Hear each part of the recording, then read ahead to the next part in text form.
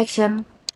Assalamualaikum warahmatullahi wabarakatuh. Salam anak hukum. Kembali lagi bersama kita di podcast Kampus Hijau, Fakultas Hukum Universitas Muhammadiyah Palembang.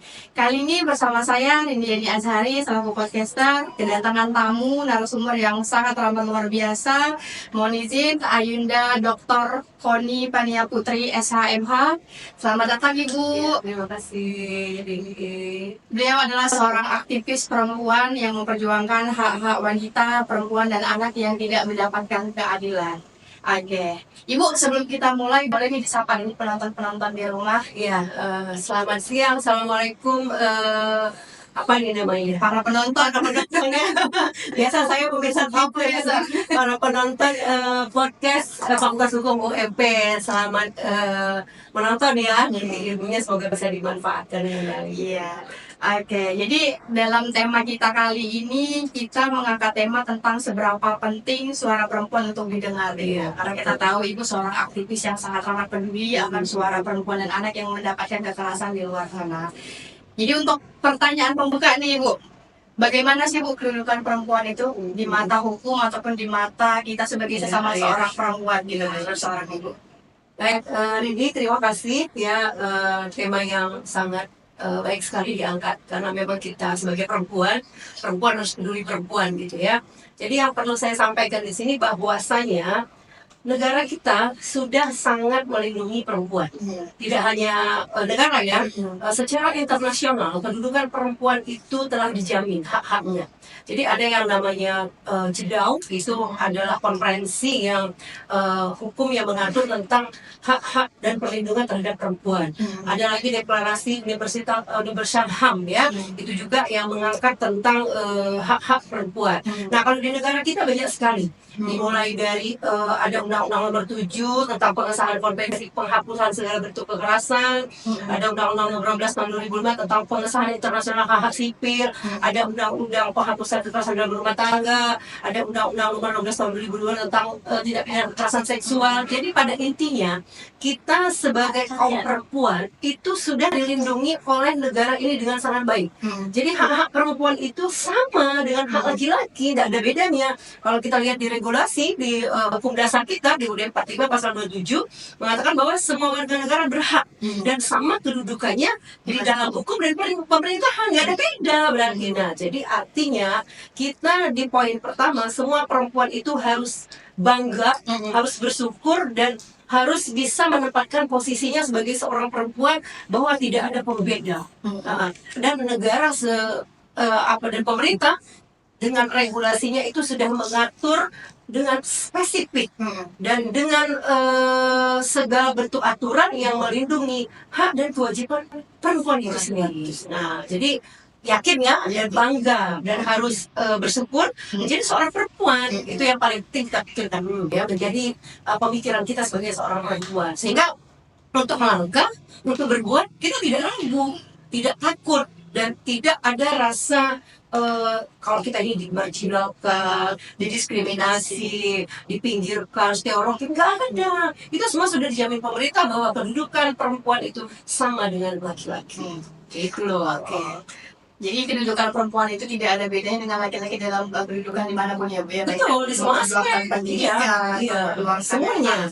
Oke. Tapi Bu, masih banyak sekali penyebab perempuan itu yang tidak mau bersuara bahwasanya saya lagi didiskriminasi untuk tidak maju dalam suatu hal. Nah itu gimana Bu Ibu menanggapi untuk perempuan yang takut untuk bersuara itu? Jadi faktanya ya, kita bicara tadi regulasi sudah mengatur, tapi faktanya banyak sekali sekarang perempuan yang menjadi korban kekerasan, baik psikis, kekerasan rumah tangga, kekerasan seksual, kekerasan tidak pidana penjualan orang, ya perdagangan orang gitu. Karena apa? Pertama, perempuan itu harus pandai membaca regulasi.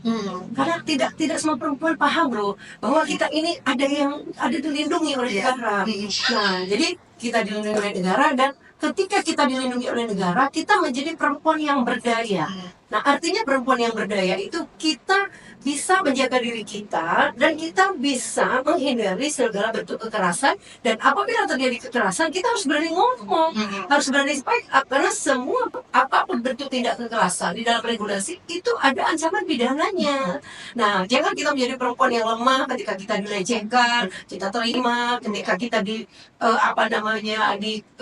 mengalami tidak kekerasan apapun kita terima, akhirnya kita dianggap perempuan yang lemah, sehingga menjadi suatu kebiasaan di masyarakat, perbuatan yang dianggap dinormalisasi, kekerasan terhadap perempuan. Nah, jadi saya katakan kunci awalnya itu bahwa perempuan itu harus, makanya kalau larinya kepada perempuan yang kuat, perempuan itu harus punya pendidikan lah ya. Nah, paling tidak kalau utama tidak mesti dia harus sampai jenjang pendidikan yang tinggi, ibu rumah tangga misalnya yang tidak sampai sarjana, minimal dia membaca, dia tahu. Semangat ya, sama perempuan saya rasa punya handphone ya, dan di situ kan bisa kita lihat apa regulasi yang mengatur, bagaimana pemerintah menempatkan seorang perempuan. Nah, jadi jangan dibiarkan ada celah kecil perempuan itu menjadi korban segala bentuk kekerasan. Itu yang paling penting. Oke. Menurut Ibu nih Bu, kita sebagai perempuan dan kita khususnya korban-korban perempuan yang sampai saat ini belum mau speak up Bu, itu cara untuk mereka meningkatkan kepercayaan diri supaya mereka mau ngomong, mau jujur atau mau bercerita, mau seandainya oh aku lagi misalnya kena musibah ini secara tidak langsung didiskriminasi dan juga ditekan secara fisik, Mbak, ini gimana tuh? Iya. Jadi kembali lagi saya katakan perempuan itu memang harus mulai bangkit.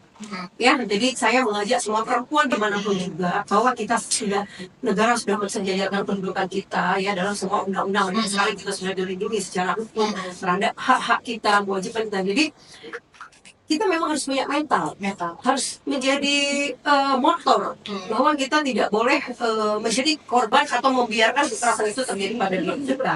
Nah, sekarang pemerintah itu sudah banyak sekali memberikan wadah ya kepada perempuan-perempuan yang menjadi korban diskriminasi apapun juga ya.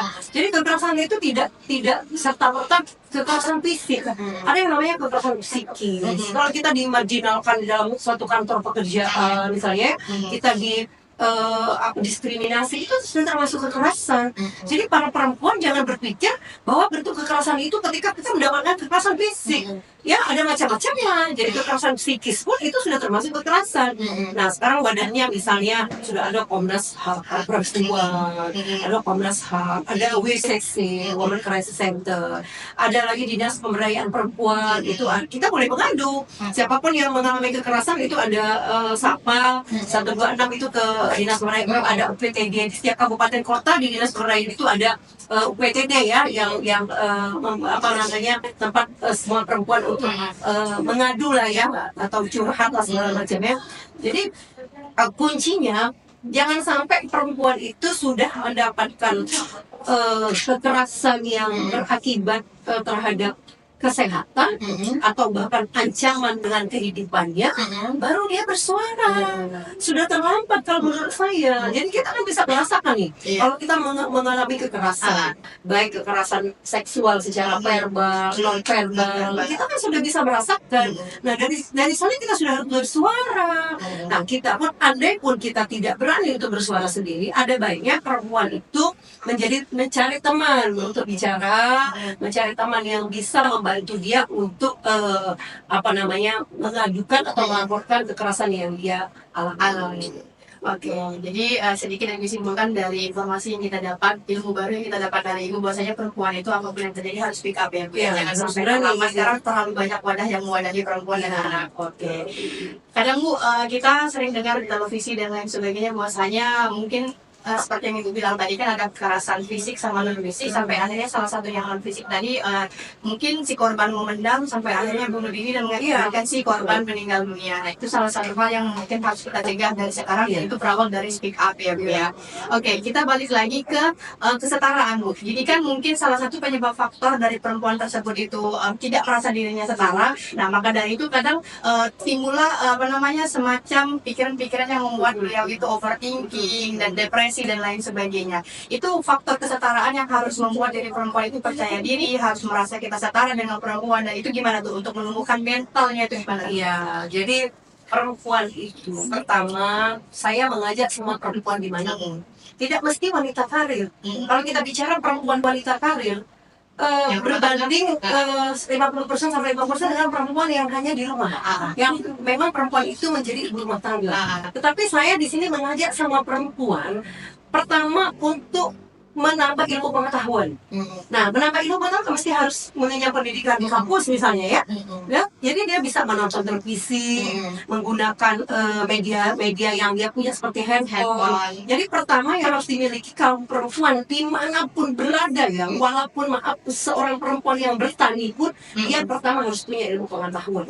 Ya, jadi dari sana dia pertama dia meyakinkan diri bahwa perempuan itu kedudukannya sama. Saya ulangi tadi, terhadap hak sipil, hak hukum, hak ekonomi, semuanya sama. Tidak ada perbedaan dan negara sudah menjamin ya ada kesetaraan gender dalam undang-undangnya, semuanya dijamin bahwa diberikan wadah dan diberikan peluang yang sebebas-bebasnya untuk berkarya dan apapun yang bisa dilakukan oleh perempuan.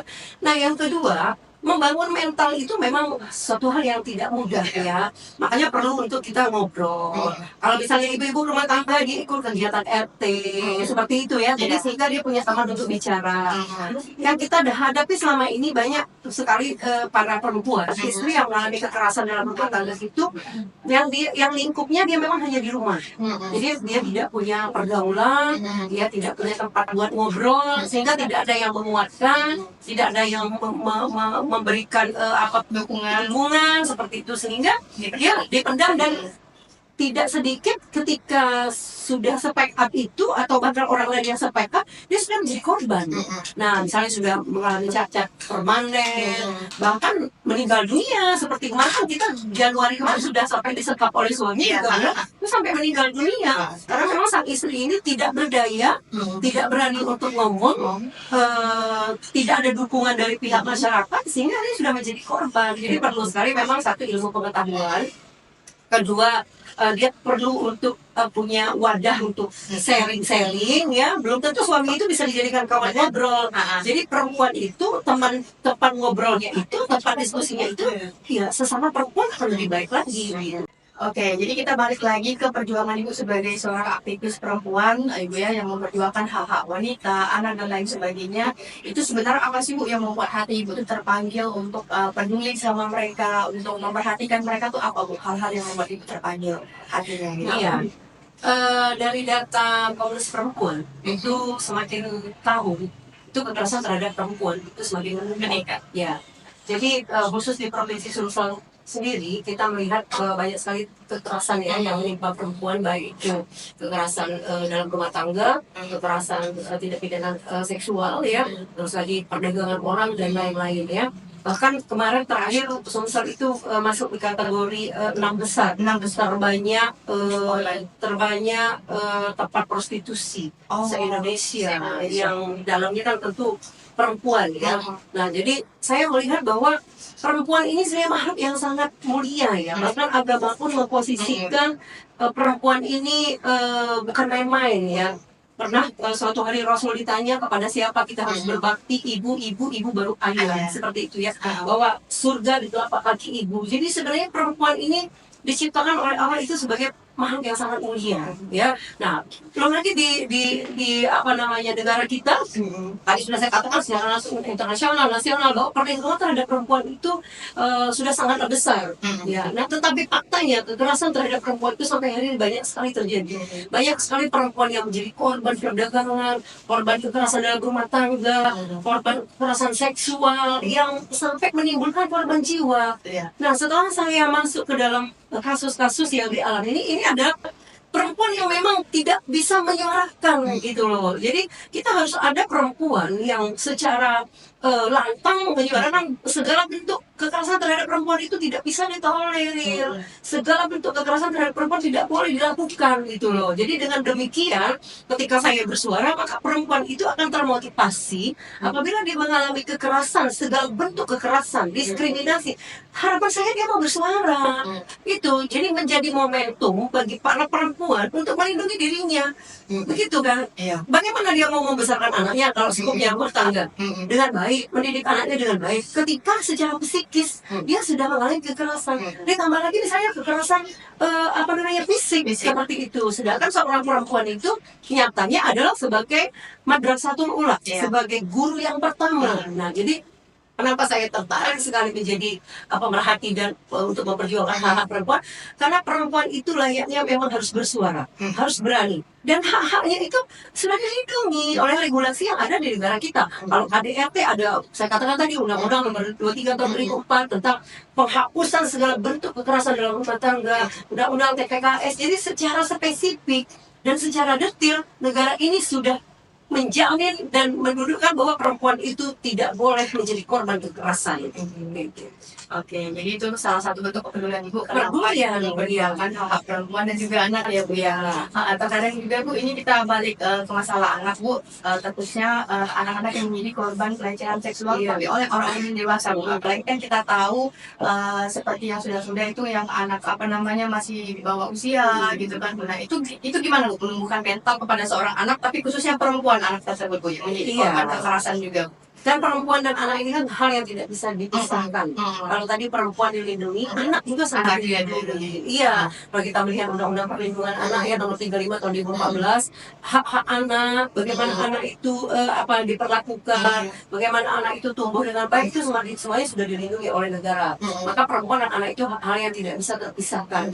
Nah, untuk anak ini kita sebagai orang dewasa, karena anak ini kan berpaham nih. Jadi orang dewasa yang ada di sekelilingnya harus melindungi anak seperti itu kan. Nah, anak ini sampai sekarang menjadi korban daripada kekerasan seksual, kekerasan dalam rumah tangga. Jadi dalam rumah tangga itu tidak hanya perempuan yang menjadi kekerasan, anak juga banyak sekali. Kalau kita lihat berita-berita di televisi ya, anak yang dibunuh orang tua, anak yang disakiti oleh orang tua. Nah, itu juga dilindungi oleh negara. Jadi lingkup KDRT itu adalah semua orang yang berada di dalam rumah itu ya, tidak boleh mengalami kekerasan. Dan ancaman pidananya KDRT dan kekerasan terhadap ini nggak main-main loh, sampai 20 tahun penjara seperti itu ya. Jadi pemahaman terhadap sosialisasi ya, kalau dalam hukum itu kan preventif. Jadi pencegahan itu melalui sosialisasi, melalui misalnya desa ramah anak, tempat ramah anak seperti itu ya. Dan juga penegakan hukumnya apabila sudah terjadi kekerasan terhadap anak, kita berharap penegakan hukumnya ini memang harus dilakukan dengan setegas-tegasnya, biar menjadi efek jerah bagi pelaku. Karena seperti yang dikatakan tadi, banyak sekali sekarang kekerasan terhadap anak itu dilakukan oleh orang dewasa. Ya, jadi mungkin penegakan hukumnya yang masih setengah hati.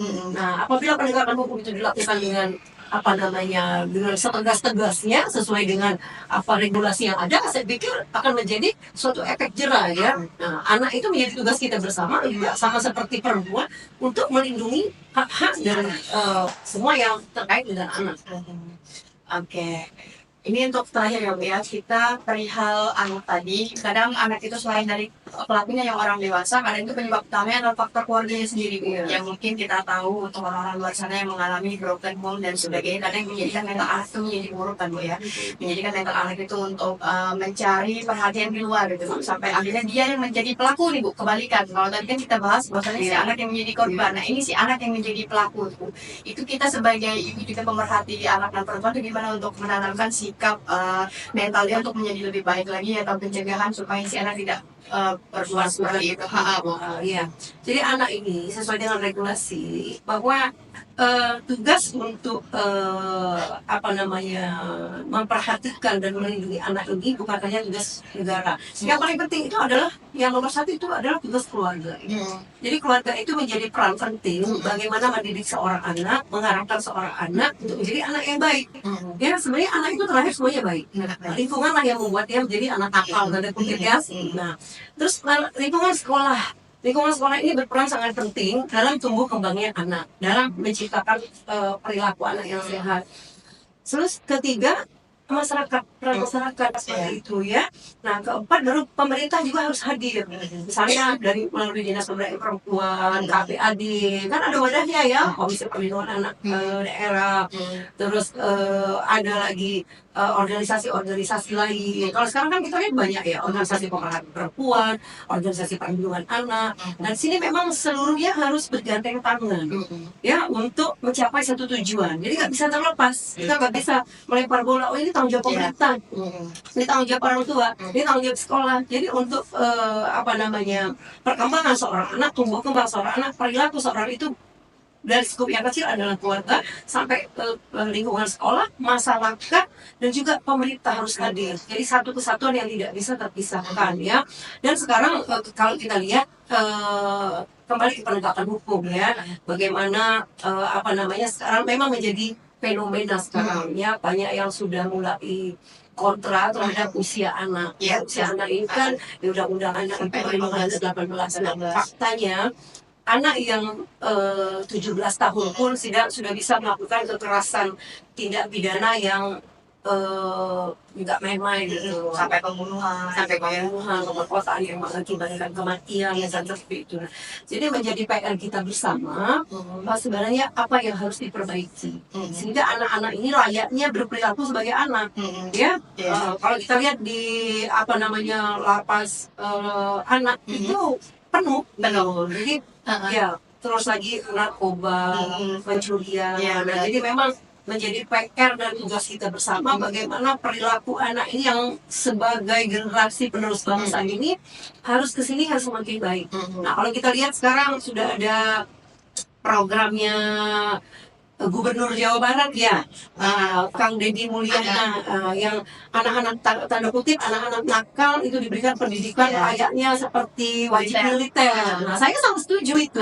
Mungkin bisa dicontoh juga oleh Provinsi Sumatera Selatan, bagaimana penganggaran dananya sehingga anak-anak ini dididik selama 2 minggu, bagaimana dia dididik kedisiplinan, tanggung jawab dididik oleh TNI ya. Nah, mungkin karena sekarang kenakalan anak ini berakibat sangat fatal. Seperti kalau di Provinsi Sulsel, di Kota Palembang khususnya, kita lihat setiap malam ada tawuran, ada begal, sekarang ada zona merah narkoba, itu daerah Gandus. Ada zona merah kekerasan seksual, itu di daerah Lebong Gajah. Nah, di Palembang ini rawan sekali kekerasan terhadap anak ini juga dilakukan oleh anak. Jadi luar biasa loh. Jadi kita nggak usah bicara nasional ya, bagaimana Kota Palembang sendiri yang Kota Darussalam itu menekan angka kriminal terhadap anak dan juga terhadap perempuan seperti itu ya. Jadi penting sekali menjadi tugas kita bersama dan menjadi tanggung jawab kita bersama. Ya, akademisi pun dosen itu punya tugas besar. Ya, walaupun kita bukan penegak hukum, justru dosen akademisi itu harus banyak memberikan sosialisasi tentang hukum-hukum kekerasan baik terhadap perempuan, terhadap anak. Nah, ini yang harus disosialisasikan terus kepada masyarakat. Oke.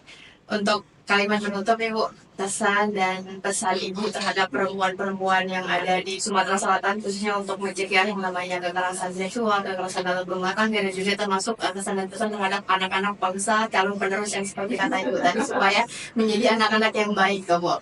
Ya, terhadap semua perempuan ya, dimanapun berada, saya katakan sekali lagi bahwa Anda sangat berharga, ya, Anda sangat berharga. Apapun juga yang Anda alami, pertama saya mengajak semua perempuan untuk memantaskan diri, ya, untuk menambah ilmu pengetahuan, untuk menambah wawasan, ya. Terus dan yang paling penting bagaimana perempuan berbicara tentang perempuan, ya, perempuan. Sesama perempuan melindungi perempuan, perempuan mendukung perempuan, itu yang paling penting. Kalau untuk di Sumsel, saya melihat banyak sudah sekali kiprah-kiprah perempuan ya.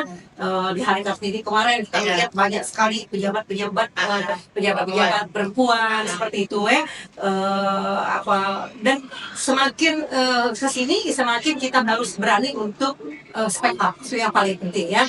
Jangan sampai terjadi terus-menerus kekerasan terhadap perempuan. Dan kita harus berani untuk bergerak, berkarya, misalnya di kantor, ya kita harus menambah skill kita di luar, kita harus menambah pergaulan, itu sama seperti perempuan, menjadi tugas kita bersama, keluarga, masyarakat, stakeholder dan pemerintah, bagaimana melindungi perempuan sesuai dengan anak sesuai dengan regulasi yang ada, sehingga anak ini yang sebagai penerus bangsa bisa tumbuh kembang, mempunyai pendidikan dengan baik. Oke. Terima kasih nih Bu, oleh karena kita udah di penghujung acara, ilmu-ilmu yang sangat bermanfaat yang insya Allah berguna untuk seluruh perempuan-perempuan di Indonesia, tidak hanya di Sumsel ataupun di Kota Palembang, begitu pun untuk anak-anak yang mungkin seumuran kami yang juga masih perlu arahan dan juga motivasi dan tapi nggak anak lagi ya. udah lewat dikit Bu, udah lewat dikit, baru lewat dikit. Oke, Ibu juga terima kasih sudah mau kami undang ke sini, sudah mau memberikan ilmu dan motivasi, inspirasi untuk kita semua. Terima kasih juga kami ucapkan kepada penonton di rumah yang sudah menyaksikan secara nggak langsung ini live nih Bu. Jangan lupa ya, kalau mengalami perempuan dan anak mengalami kekerasan, itu lapor ke SAPA 129. Oh oke. Jadi baca WhatsApp ataupun telepon bisa 129. Nah di WA-nya 0811 129 129 itu di UPTD Dinas Pemberdayaan Perempuan. Jadi kapanpun itu bisa melapor. Ya, 24 jam. 24 jam ya. Oke, jadi untuk perempuan-perempuan di sana udah dikasih nih nomor WhatsApp sama Ibu untuk tempat kita nanti cantumkan ya. Oke, nanti kami cantumkan di bawah. Oke, sekali lagi terima kasih Ibu sudah mau hadir. Saya selaku pembawa acara pamit undur diri. Wabillahi taufiq wal hidayah. Assalamualaikum warahmatullahi wabarakatuh. Mohon izin Ibu. Salam warahmatullahi wabarakatuh. Salam anak hukum. Oke.